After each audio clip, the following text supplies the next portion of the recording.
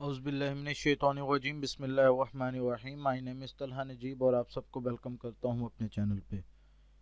Before we start our discussion, आप सबसे गुजारिश है कि प्लीज़ सब्सक्राइब के बटन को क्लिक कर लें ताकि जो भी अपडेट्स हों वो आप तक बवक्त पहुँच सकें। आज का हमारा टॉपिक है जी इकोनॉमी की importance of the arthropods. Arthropods की हमारी इकोनॉमी के ऊपर क्या असर डालते हैं, या वो हार्मफुल इफ़ेक्ट हैं उनके, या फिर उनके जो हैं वो हमें यूज़फुल कोई इफ़ेक्ट्स हमें मिल रहे हैं। ठीक है जी। Man and the insects have been war for the many years for same food same place to live in. ठीक है जी। हम अगर मवाजना करें तो जो मैन है और जो इंसेक्ट्स हैं हमारे पास, तकरीबन वो एक साथ रह रहे हैं, एक ही घर में रह रहे हैं। जहाँ हम रह रहे हैं वहीं पे इंसेक्ट्स भी रह रही हैं। जो खाना हम खा रहे हैं उसके जो पीसीज नीचे गिरते हैं वही पीसीज इंसेक्ट्स वगैरह हमारे घर में चूंटियों वगैरह जो हैं वो खा रही हैं। तो खाने के पीछे और रहने की जगह के पीछे तो जो इंसेक्ट्स हैं और जो ह्यूमन बीन हैं वो शुरू से ही एक जंग की सूरत में नज़र आए हैं। इंसेक्ट जो हैं वो अटैक करते हैं मैन के ऊपर, उसके एनिमल्स के ऊपर, डोमेस्टिक एनिमल्स जो होते हैं, फसलों के ऊपर, और बहुत सी डिजीज़ वगैरह फैलाते हैं, तबाह कर देते हैं। इवन के जो फसलें हैं वो भी पूरी पूरी तबाह हो जाती हैं। आई थिंक फर्स्ट ईयर की या 10th की बुक में एक चैप्टर भी है इंग्लिश की जिसका नाम है माइल्ड अटैक लोकस्ट। उसमें यही है कि कैसे एक इंसेक्ट जैसा कि वो है लोकस्ट है, वो पूरी पूरी फसलें तबाह कर देते हैं। पकी हुई फसलें, हो जब फसलें तबाह होंगी तो हम लोग खाएंगे क्या? जब घर तबाह हो जाएंगे तो हम लोग रहेंगे क्या, कहाँ? तो यही है, इंसेक्ट्स जो हैं वो हार्मफुल इफ़ेक्ट्स भी पहुंचाती हैं। इसके अलावा इंसेक्ट्स जो हैं वो बहुत सी यूज़फुल चीज़ें भी हमें प्रोवाइड करती हैं। जैसा अगर हम हनी कॉम की मिसाल लें तो जो हमारे पास हनी बी है वो हमें शहद प्रोवाइड करती है। उसके बाद जो सिल्क वॉर्म है वो हमें रेशम प्रोवाइड करता है। तो हम देखते हैं जी हार्मफुल इंसेक्ट्स कौन से हैं, वो क्या काम करते हैं। Many types of the mosquito, flies, fleas, lice and bugs transmit diseases। ठीक है जी। कुछ मॉस्किटो हमारे पास ऐसी हैं जो हवा में फ्लाई करते हुए डिजीज़ फैलाती हैं। कुछ हैं जो बग्स के तौर पर हमें डिजीज़ फैलाते हैं। ठीक है जी। कुछ हमारे जो डोमेस्टिक एनिमल्स हैं जैसा कि हमारी गायें भैंसें वगैरह, उनके ऊपर डिजीज़ फैलाती हैं। कुछ हैं हमारे पास इंसेक्ट्स जैसे कि मक्खियाँ वगैरह, वो हमारे फूड को आके ख़राब कर देती हैं। We are familiar with the mosquito of the genus Anopheles. ठीक है जी। एनोफिल्स हमारे पास जो मॉस्किटो है एक, वो मलेरिया का कॉज बनती है।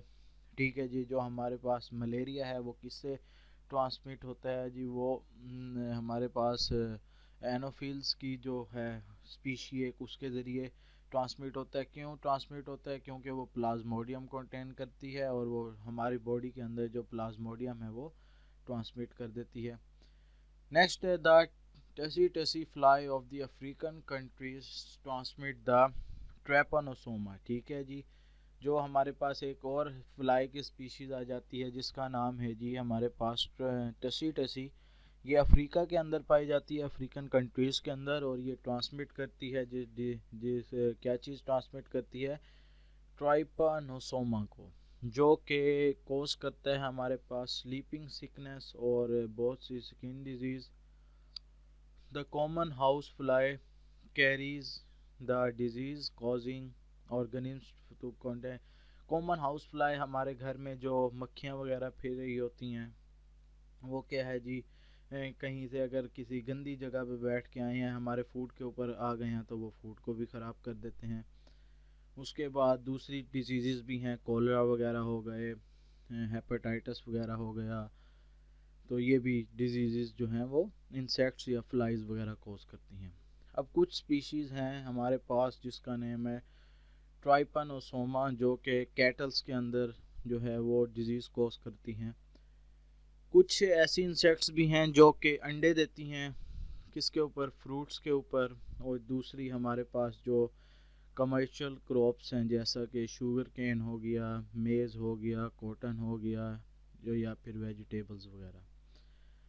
अब जो इन इंसेक्ट्स जब ये अंडे देती हैं इनके ऊपर, तो जाहिर सी बात है जो लार्वा निकलता है इंसेक्ट्स का वो फ्रूट्स को डैमेज कर देता है, क्रॉप्स को डैमेज कर देता है, जिसकी वजह से अगर फ्रूट्स या क्रॉप्स जो हैं वो ही नहीं होंगे हमारे पास तो हम खाएंगे क्या जी। और ये इकोनॉमिक लॉस का बायस बनती हैं, फार्मर्स की इकोनॉमी के ऊपर जो है वो काफ़ी इफ़ेक्ट करते हैं जी। उसके बाद दूसरा है जी लोकस्ट, जिसकी मैंने आपको बात की, वो भी बहुत ही डैमेज करता है फील्ड्स वगैरह को। नेक्स्ट है जी, अब हम देखते हैं जी कि इंसेक्ट्स के ये तो हार्मफुल इफ़ेक्ट्स थे, अब हमारे पास जो बेनिफिशियल इफ़ेक्ट हैं वो कौन से हैं। The useful insects are the honey bee that provide man with the honey and also the wax। ठीक है जी, हनी बी है हमारे पास जो कि हमें हनी प्रोवाइड करती है, उसके बाद हमें वैक्स भी देती है। उसके बाद बिल्कुल इसी तरह सिल्क वॉर्म है हमारे पास जो कि सिल्क प्रो हमें देता है, यानी कि रेशम, ठीक है जी, देता है। उसके बाद हमारे पास कुछ इंसेक्ट्स ऐसी हैं जो कि दूसरे हार्मफुल इंसेक्ट्स को क्या है जी वो खाती हैं। हार्मफुल हैं वो भी इंसेक्ट्स, लेकिन वो दूसरे हार्मफुल इंसेक्ट्स को खाती हैं, जिनकी वजह से हमारा हम बच जाते हैं बहुत सी चीज़ों के।